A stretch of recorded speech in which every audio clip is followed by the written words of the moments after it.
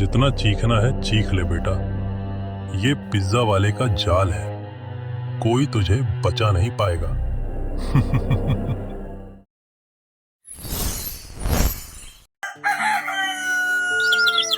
एक ऐसा गांव जहां सब खुशी खुशी अपना जीवन प्यार और गर्व से जी रहे थे। लेकिन गांव वालों को पता नहीं था कि उनके साथ कुछ भयानक होने वाला है। अरे भाई, इस साल तो फसल बड़ी अच्छी लग रही है। लगता है सबकी मेहनत रंग लाई। हाँ भाई रामलाल, भगवान की कृपा रही तो सब ठीक रहेगा। क्यों भाई मोहन, सुना है शहर गए थे ना पिछले हफ्ते? अरे मत पूछो, शहर में तो हर दिन कुछ नया देखने को मिल जाता है। हमारे गांव में भी कभी कुछ नया आ जाए तो मजा आ जाए। सभी हंसने लगते हैं।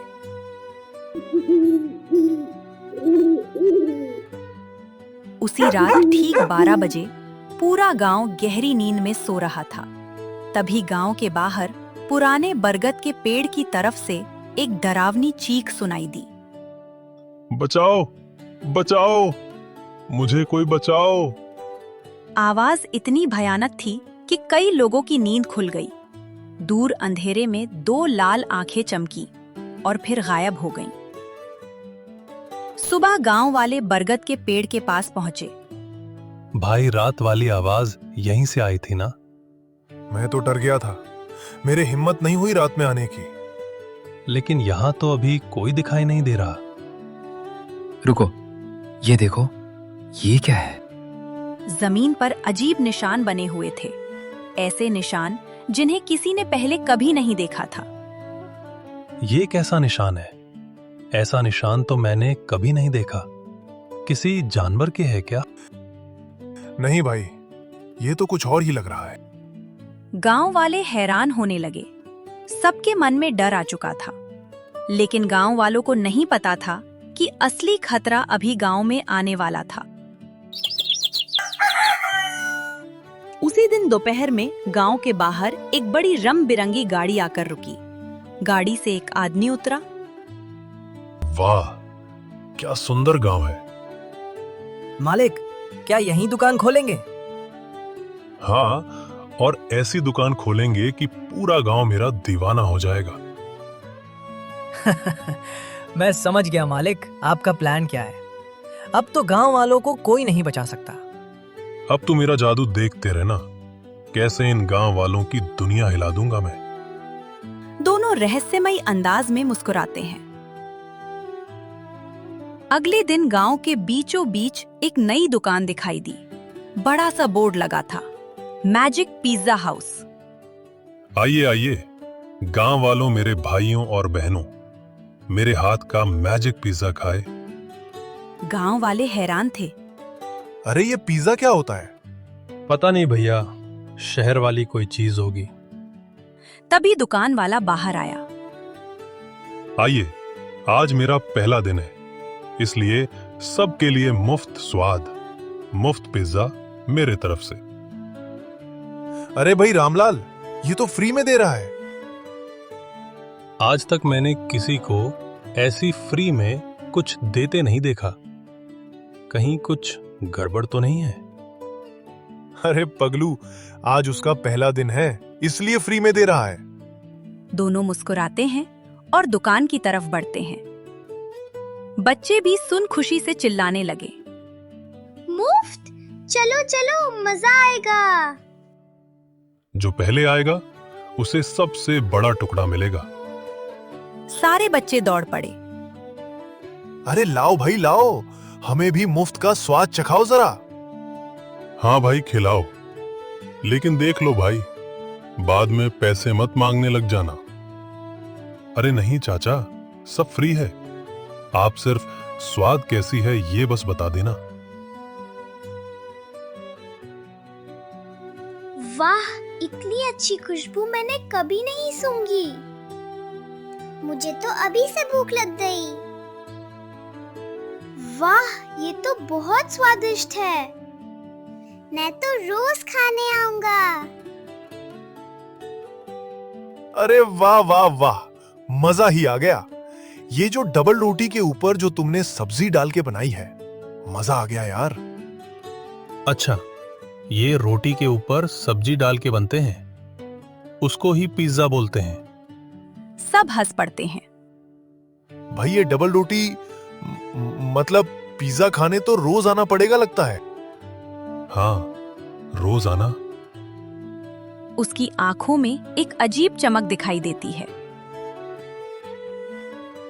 कुछ ही दिनों में पिज्जा वाला गांव का सबसे लोकप्रिय आदमी बन गया। सुना है गांव में कोई पिज्जा वाला आया है। हाँ बहन, सुना है बहुत स्वादिष्ट चीज बनाता है। क्यों ना हम भी खाने चले? हाँ, मैं आज ही अपने पति और बच्चों के साथ जाऊंगी। पिज्जा वाले ने अपना जाल फेंक दिया था। गांव वाले सब उसके बातों में आने लगे। आप सब फैमिली के साथ आए हैं तो आपको 50% डिस्काउंट दूंगा। वाह वाह, 50% डिस्काउंट मिल गया। बड़ा अच्छा आदमी है। हाँ, सही बोले आप। बच्चों को मुफ्त में खिलाता है और बड़ों से भी बहुत आदर से बात करता है। कैसे अंकल जी, क्या खाएंगे बताएं, आपके लिए गर्मा गर्म लगाता हूं और आपको पैसे भी नहीं देने पड़ेंगे। खुश रहो बेटा। सब पिज्जा वाले की तारीफ करने लगे। उधर पिज्जा वाला सबकी बातें सुनकर मुस्कुरा रहा था। बस थोड़ा और भरोसा कर लो, फिर मेरा खेल चालू होगा। एक रात गांव का एक युवक राजू अचानक गायब हो गया। सुबह उसके घर पर हंगामा मच गया। राजू, राजू, हाय राम, मेरा बेटा कहाँ चला गया? कल से घर नहीं आया। राजू की माँ, मैंने पूरा गांव ढूंढा, राजू कहीं नहीं मिला। धीरे धीरे लोग इकट्ठा होने लगे। रात तक तो यहीं था। हाँ मोहन भैया, रात में तो मेरे से मिला था, अचानक कहाँ चला गया? गांव में हड़कंप मच गया। लोग राजू के बारे में तरह तरह की बात सोचने लगे। किसी को कुछ समझ नहीं आया। उसी समय पिज्जा वाला अपनी दुकान के अंदर बैठा था। उसके सामने एक चमकता हुआ जादुई गोला रखा था। गोले में राजू दिखाई दे रहा था। एक और मेरे जाल में फंस गया। बचाओ, बचाओ, मुझे यहाँ से बाहर निकालो। जितना चीखना है चीख ले बेटा, ये पिज्जा वाले का जाल है, कोई तुझे बचा नहीं पाएगा। अचानक गोले में अजीब रोशनी चमकती है। अब कोई तुम्हें ढूंढ नहीं पाएगा। कुछ दिनों बाद एक और आदमी गायब हो गया, फिर एक और। अब पूरे गांव में डर फैल चुका था। भाई हमारे गांव को जरूर किसी की नजर लगी। नहीं भैया, ये नजर वजर कुछ नहीं होता, मुझे ये सब में भरोसा नहीं। तभी वहां मंदिर का पुजारी आता है। बेटा, भले तुम मानो या ना मानो, इस गांव में बुरी परछाई आ चुकी है। उधर महिलाओं में भी डर बस चुका था। मुझे तो बहुत डर लग रहा है। हाँ बहन, शाम होते ही कोई बाहर मत निकलना और बच्चों को घर बुला लिया करो। पता नहीं हमारा क्या होगा। मोहन भैया, ये कोई सामान्य बात नहीं है, मुझे तो ये किसी की साजिश लगती है। हाँ रामलाल भाई, मुझे तो ये सब में जरूर कोई रहस्य है लगता है। उधर पिज्जा वाला हमेशा की तरह मुस्कुरा रहा था। तुम सब के सब मेरे से बच नहीं पाओगे। एक शाम मोहन और रामलाल पिज्जा खाते हुए बातें कर रहे थे। रामलाल, तुझे नहीं लगता गांव में जब से ये पिज्जा वाला आया है तब से अजीब हो रहा है? भैया आप भी ना, ये तो इतना भला मानुष है, कुछ भी बोलते हो। अरे तू ही सोच के देखना, जो लोग गायब हुए हैं उनमें से कई लोग यहाँ पिज्जा खाने आते थे। वैसे में तो हम भी डेली पिज्जा खाते हैं, हम क्यों गायब नहीं हुए? अरे यार, मुझे कहीं ना कहीं लगता है इसका ही हाथ है। पास खड़ा पिज्जा वाला उनकी बातें सुन लेता है। उसकी मुस्कान अचानक गायब हो जाती है। रात को दुकान बंद होने के बाद पिज्जा वाला अपने तहखाने में जाता है। वहां एक बड़ा जादुई दरवाजा बना हुआ था। दरवाजे के पीछे कई लोग कैद थे। सभी मदद के लिए चिल्ला रहे थे। हमें बाहर निकालो। तुमने हमें क्यों कैद कर रखा है? कृपा करके हमें जाने दो। चुप करो तुम सब। सबकी आवाज बंद हो जाती है। तुम सब नहीं जानते मेरे साथ क्या हुआ था। पिज्जा वाले की आंखें नम हो जाती है। तुम गांव वालों को तो मैं नहीं छोड़ूंगा। आपके साथ क्या हुआ था अंकल? पिज्जा वाला गुस्से में लाल हो जाता है। चुप करो तुम सब। तुम लोग अब नहीं बचोगे। सब घबरा जाते हैं। भाई क्या हुआ होगा इस पिज्जा वाले के साथ? भाई, इसके साथ जो भी हुआ हो, लेकिन हमारे साथ अब क्या होगा?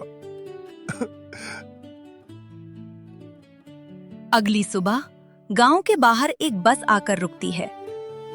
बस से एक नौजवान उतरता है। उसके हाथ में बैग था और चेहरे पर मुस्कान। अरे कितने साल बाद अपने दोस्त राजू से मिलने आया हूँ। आज तो उसे सरप्राइज दूंगा। रोहित गांव के अंदर पहुंचता है, लेकिन गांव का माहौल बिल्कुल बदला हुआ था। हर चेहरे पर डर, हर घर में सन्नाटा।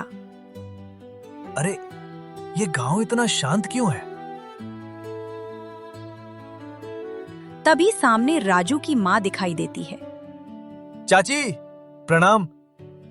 राजू की माँ रोहित को देखते ही रोने लगती है। बेटा, हमारा राजू कहीं खो गया। क्या? राजू खो गया? कैसे? बेटा, 1 हफ्ते से उसका कोई पता नहीं। आप लोगों ने पुलिस को बताया? बेटा, पुलिस भी आई थी, लेकिन कोई सुराग नहीं मिला। आप चिंता मत करो चाचा, मैं राजू को ढूंढ कर रहूंगा। राजू की माँ रोहित का हाथ पकड़ लेती है। बेटा, मुझे मेरा राजू वापस चाहिए। रोहित की आंखों में गुस्सा साफ दिखाई दे रहा था। रोहित पूरे गांव में घूमने लगा। जहां भी जाता उसे एक ही नाम सुनाई देता, मैजिक पिज्जा हाउस। रोहित दुकान के सामने पहुंचता है। पिज्जा वाला मुस्कुराते हुए बाहर आता है। आइए भाई साहब, लगता है गांव में नए आए हैं। हाँ, दोस्त से मिलने आया था। अच्छा, पहले मेरा पिज्जा खाइए। अभी नहीं, बाद में। पहली बार आए हो, आपके लिए फ्री है। रोहित मुस्कुराकर मना कर देता है।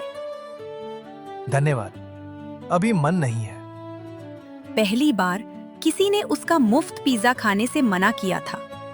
कुछ पल के लिए पिज्जा वाले की मुस्कान गायब हो गई। फिर वो दोबारा मुस्कुरा दिया। रोहित शाम को चौपाल में पहुंचा। वहां रामलाल, मोहन और बाकी गांव वाले बैठे थे। ये सब गांव में हो क्या रहा है? आप लोग मुझे सब कुछ बताइए। मोहन सारी घटना शुरू से बता देता है।